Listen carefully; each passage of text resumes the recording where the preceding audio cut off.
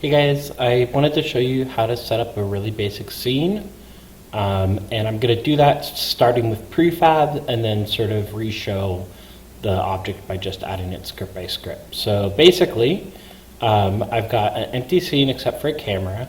I'm going to drag in my God prefab, and then I'm going to go into my basic particle systems and drag in my random position particles.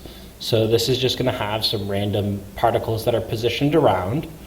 And I'm just going to make it so that that script actually runs. So the way I do that is I drag that either into my God cycles or my data cycles. Let's drag it into the data cycles.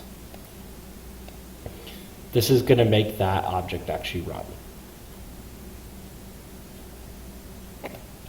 Ta-da! Holy moly. So to sort of do that from scratch ourselves, we'll delete both of these. And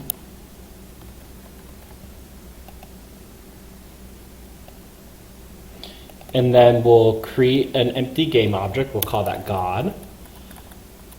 Place it at 0, 0, 0.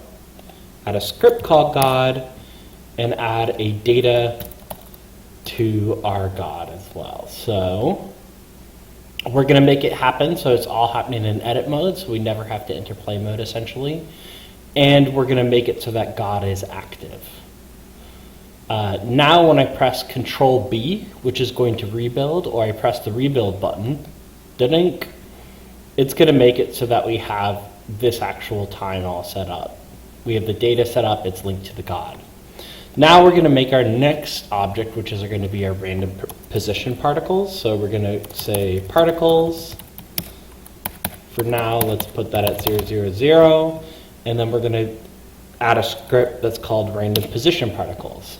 So random position particles is basically going to just make a really simple compute buffer that has a bunch of positions in it. So we'll make the debug material be something. I'm going to make it be 0.4 debug just to make it work. We're going to make it active. We're going to set our count to however many particles we want, so I'll just make it 1,000. And then the last thing we need to do is make sure that those particles actually get run by dragging it into the cycles of our data. So now when I press Control B,